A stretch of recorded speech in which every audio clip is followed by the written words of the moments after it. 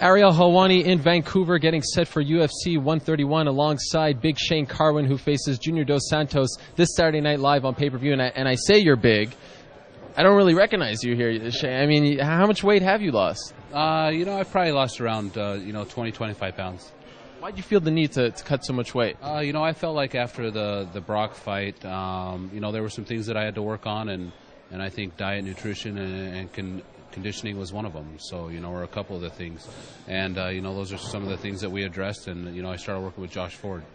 So what exactly did you do to lose weight? Everyone wants to, especially at this size, but how do you actually do it? It was just, eating a good, clean, healthy diet. Everything that we ate and was based on, for recovery, and it was just a lot of fruits, vegetables, and fish and chicken. Do you feel different? Oh, yeah, I feel a lot better. I feel like, my body, and, I'd like to test it into the third round and see how well it is.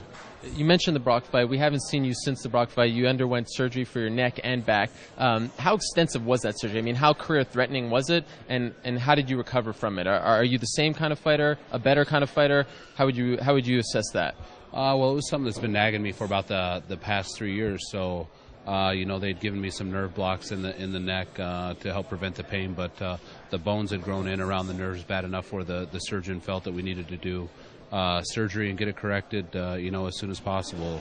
And, I basically had no feeling in my hand or kind of the right side of my back. So they went in there and they corrected the problem, and I feel great now. Any limitations as a result of the surgery? Just a lot of rehab after, but no limitations now.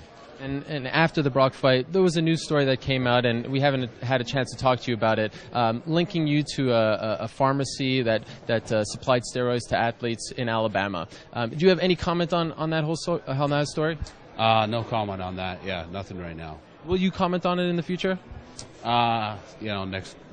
There's nothing for me to comment on that. Okay, fair enough. You were supposed to fight John Olaf Enemo, and then obviously Brock was sick and had to pull out. Were you surprised that they gave you a guy who hadn't fought since 2006 in your return fight? He's done a lot in the sport. He's an Abu Dhabi champ, which is basically a gold medalist in jiu-jitsu, and he's a tough guy, and I think he's going to show the world that he's legit and deserves to be in the UFC. So you had no problem with them putting you up against a guy who really a lot of the newer fans didn't know about? No, because he has a lot of credentials, and it's the people inside I think know John and his capabilities. But then I'm guessing when they gave you the shot against Junior, you jumped at that opportunity, even though you had really a month to prepare for him. Yeah, absolutely. It's a chance to get me back into title contention and where I want to be. Junior told us that he thinks you're going to try to take him down, and I know you're not going to obviously give your game plan here, but do you feel as though his biggest weakness is his ground game? Because really, we haven't seen anyone try to take him there in a UFC fight. I think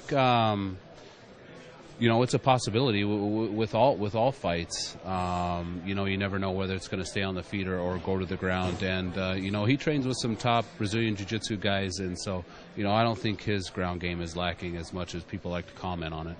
How would you match up your striking to his striking? Who is the better striking in your opinion? I think, Junior's probably, he's got some fast hands. And, I think he's probably technically a little sharper, but I think I carry more power. Okay, and final question. You had a chance to work with the great Paul Heyman on the Countdown show.